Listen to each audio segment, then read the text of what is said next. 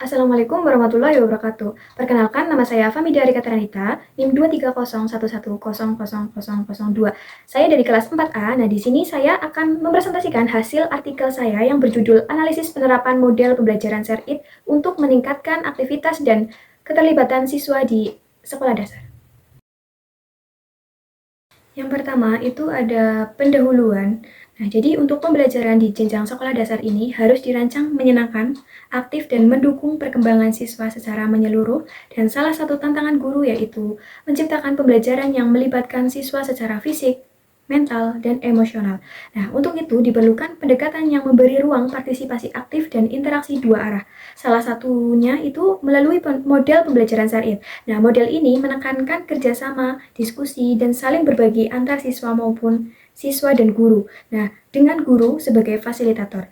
Nah, model SER-IT ini mengintegrasikan dua mata pembelajaran dalam satu tema terpadu, serta mengembangkan kompetensi pengetahuan, sikap, dan keterampilan yang mendorong kolaborasi, empati, kepercayaan diri, dan komunikasi siswa yang sangat cocok untuk karakter bangsa siswa sekolah dasar, dan juga menampakkan nilai-nilai kerjasama, tanggung jawab, toleransi, dan penyelesaian masalah bersama. Nah, selanjutnya itu ada metode penelitian. Jadi dalam penelitian ini saya menggunakan pendekatan kualitatif dengan metode studi literatur. Nah, di mana digunakan sebagai strategi utama untuk menggali pemahaman tentang model pembelajaran SER-IT di sekolah dasar. Nah, jadi untuk data yang saya peroleh dari berbagai sumber tertulis seperti jurnal ilmiah, artikel akademik, buku, dan laporan penelitian terdahulu yang relevan dengan topik, dan saya ini memfokuskan kajian pada bagaimana model SER-IT itu diterapkan dan bagaimana model ini dapat meningkatkan partisipasi dan keterlibatan aktif siswa. Nah, dalam proses analisis dilakukan dengan menelaah, mengelompokkan, dan menyusun sintesis dari informasi yang ditemukan. Nah, tujuan dari penelitian ini yaitu menyajikan gambaran tentang kelebihan, tantangan, dan strategi efektif model pembelajaran SER-IT yang dapat mendukung pembelajaran yang partisipatif dan kolaboratif di tingkat sekolah dasar. Selanjutnya itu ada konsep penerapan model pembelajaran SER-IT. Jadi model pembelajaran SER-IT itu adalah pendekatan yang mengintegrasikan beberapa mata pembelajaran dalam satu tema agar siswa itu tidak hanya mempelajari materi secara terpisah, tapi juga memahami hubungan antara konsep secara bermakna dan relevan dengan kehidupan sehari-hari. Nah, jadi penerapan dalam pendekatan ini itu menekankan kolaborasi dan interaksi sosial, di mana guru itu berperan sebagai fasilitator yang membimbing siswa berdiskusi dan bekerja sama dalam kelompok, sehingga pembelajaran ini menjadi lebih hidup dan dinamis. Selain meningkatkan motivasi belajar, model SER-IT ini juga mengembangkan kemampuan berpikir kritis, serta keterampilan sosial seperti kerjasama antar kelompok, diskusi, dan komunikasi siswa. Karena sifatnya ini yang berkolaborasi dan interaktif, model ini sangat cocok diterapkan di sekolah dasar, di mana anak-anak lebih suka belajar melalui interaksi dan kerja kelompok. Selanjutnya itu ada meningkatkan aktivitas belajar siswa. Jadi aktivitas belajar siswa itu sangat penting sebagai indikator keterlibatan dalam proses pembelajaran, mulai dari mendengarkan, mendiskusi, hingga melakukan praktik langsung. Nah, model pembelajaran terpadu tipe SER-IT ini menekankan kolaborasi aktif antar siswa, guru, dan materi pelajaran dengan suasana kelas yang santai dan menyenangkan untuk motivasi siswa. Nah, dalam model ini, siswa itu bekerja dalam kelompok kecil, saling berbagi ide, dan mengerjakan tugas terbuka yang mendorong kreativitas serta rasa tanggung jawab bersama. Nah, pendekatan ini tidak hanya memperdalam pemahaman materi, tetapi juga membuat proses belajar menjadi lebih dan bermakna melalui interaksi serta pengalaman bersama teman sekelompok. Selanjutnya itu ada keterlibatan emosional dan sosial. Nah, model pembelajaran SER-IT itu tidak hanya berfokus pada peningkatan keterlibatan kognitif siswa, tetapi juga secara signifikan mendorong keterlibatan emosional dan sosial mereka.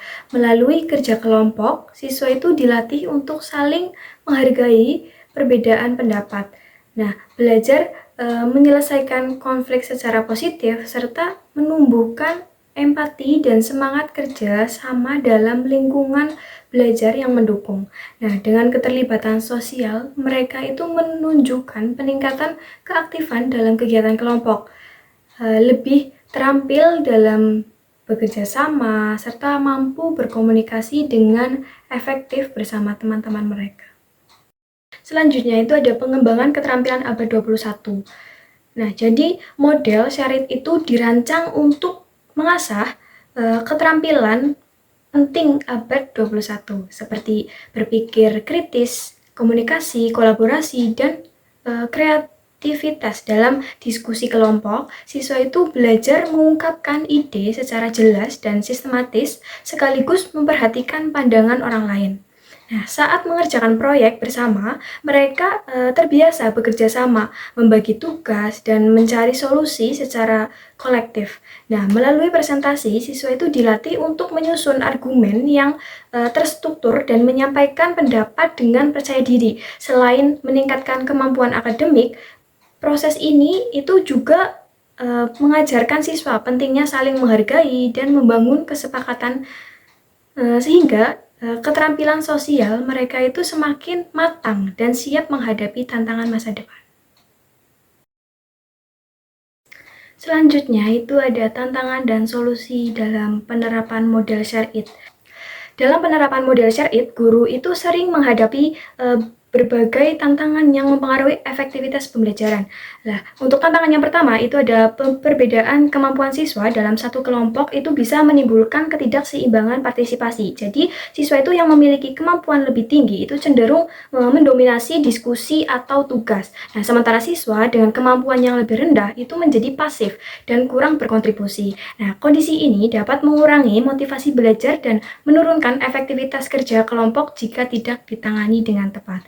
Nah, lalu untuk tantangan yang kedua itu ada ketergantungan siswa pada tema yang lebih dominan menjadi masalah lain yang sering muncul. Nah, ini siswa yang kurang percaya diri atau kemampuan akademiknya itu rendah sering mengandalkan teman yang lebih kuat dalam kelompok sehingga mereka itu tidak belajar mandiri dan kurang berkembang dalam keterampilan sosial maupun akademik. Tantangan yang ketiga, penerapan model Sharit membutuhkan koordinasi yang intensif antara guru dari dua disiplin ilmu yang berbeda. Nah, keterbatasan waktu dan sarana pendukung itu menjadi kendala dalam menyelaraskan materi, merencanakan perangkat pembelajaran, dan mengelola pembelajaran yang terpadu. Nah, tanpa perencanaan yang matang dan komunikasi yang baik antar guru, itu pembelajaran bisa menjadi kurang efektif dan kurang bermakna bagi siswa. Nah, dengan memahami tantangan-tantangan ini, guru dapat merancang strategi yang tepat untuk mengatasi hambatan dan meningkatkan keberhasilan penerapan model Sharit. Jadi, untuk mengatasi dari ketiga tantangan yang sudah saya jelaskan tadi di depan, itu bisa dengan guru dapat membentuk kelompok yang memadukan siswa dengan kemampuan yang berbeda, memberikan bimbingan khusus bagi siswa yang pasif, dan menerapkan rotasi peran agar semua siswa aktif.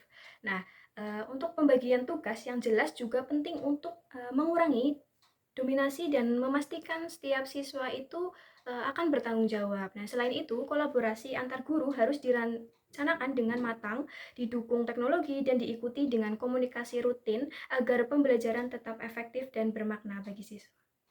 Demikian presentasi yang dapat saya sampaikan.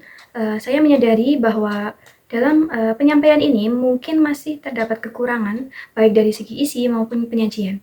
Nah, untuk itu saya mohon maaf yang sebesar-besarnya apabila terdapat kesalahan yang tidak disengaja. Cukup sekian presentasi dari saya. Wassalamualaikum warahmatullahi wabarakatuh.